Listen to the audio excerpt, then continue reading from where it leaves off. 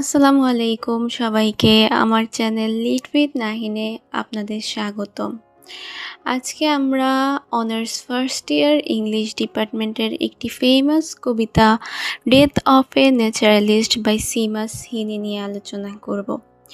আজকে মূলত আমরা কবি পরিচিতি এবং কবিতার মূল সামারি নিয়েই আলোচনা করব, যাতে পরবর্তী ভিডিওতে আমাদের লাইন বাই লাইন পড়তে সুবিধা হয়।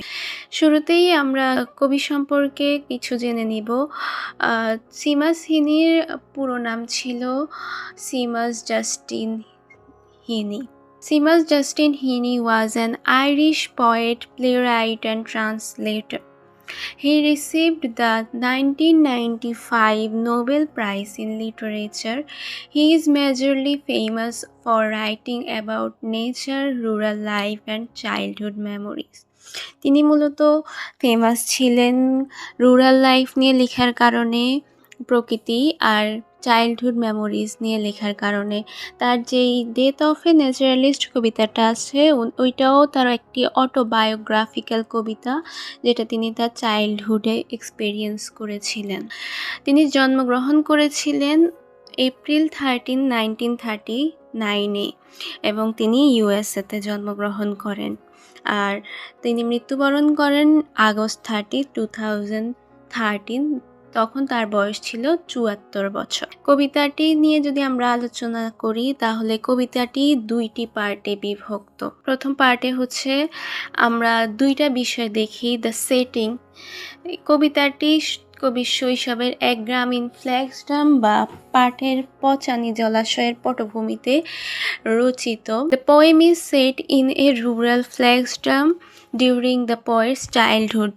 কবিতাটি লেখকের ছোটবেলার একটি পাটের পচানি জলাশয় নিয়ে লেখা হয়েছে। তো fascination with nature. As a young boy the speaker is deeply fascinated by nature and life cycle of the frog.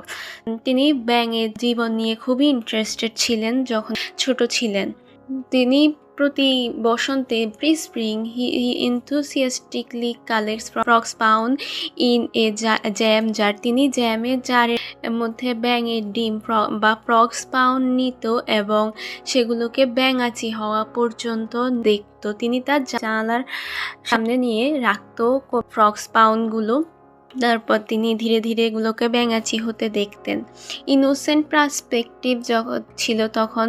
At this stage nature seems innocent, beautiful and highly welcoming to the child. ওই লেখকের ছোটোবেলায় nature, প্রকৃতি ছিল খুবই welcoming আর খুবই নিষ্পাপ, আর ওই বাচ্চাটিকে খুবই ওয়েলকামিং ছিল বাচ্চাটির প্রতি। এটা ছিল সামারির প্রথম পার্ট, কবিতার প্রথম পার্ট। আর দ্বিতীয় পার্টে যখন আমরা যাব, দ্য টার্নিং পয়েন্ট। যখন তিনি বড় হন, একটি রৌদ্রোজ্জ্বল দিনে তিনি আবার ব্যাক করেন ফ্ল্যাগস্টামে এবং এক্সপেরিয়েন্সে ড্রামাটিক চেঞ্জ। তিনি খুবই একটি ড্রামাটিক চেঞ্জ লক্ষ্য করেন। The threatening nature. The dam is filled with large angry and croaking frogs. কর্কশ শব্দ করা ব্যাঙে ভরা ছিল। যে ড্যামটা ছিল সেটা খুবই রাগান্বিত, বড় বড় এবং কর্কশ শব্দ করা ব্যাঙে ভর্তি ছিল। Fear and guilt. The child feels threatened by their aggressive behaviour and feels a sense of guilt for stealing their eggs.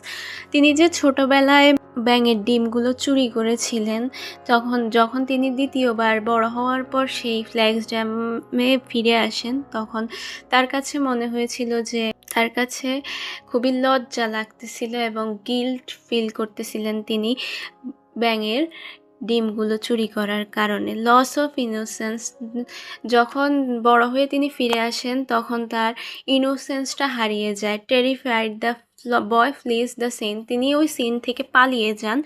This marking the loss of his childhood innocence. এটি মার্ক করে যে তার ছোটবেলার যে নিষ্পাপ একটা পার্সপেক্টিভ ছিল সেটা তখন হারিয়ে গেছে। এবং the death of his identity as a naturalist. এবং একজন প্রকৃতিবিদ হিসেবে তার মৃত্যু ঘটে ওইখানেই। যখন তিনি বড় হয়ে আবার ফ্ল্যাক্সড্যামে ফিরে আসেন, তখন তিনি ব্যাঙগুলোকে দেখে খুবই ভয় পান এবং তার কাছে মনে হয় যে তিনি যদি ওই ফ্ল্যাক্সড্যামে হাত দেন তাহলে তারা হয়তো তাকে খামচি দেওয়া টাইপ, খামচি দিয়ে নামিয়ে ফেলবে, এরকম একটা তার পার্সপেক্টিভ তৈরি হয়ে যায়। তিনি তখন খুবই ভয় পান এবং ওই সিনটা থেকে পালিয়ে যান।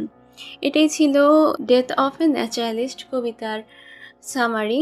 আমরা পরের ভিডিওতে এই কবিতার লাইন বাই লাইন পড়ার চেষ্টা করব। ধন্যবাদ সবাইকে। Thanks for watching.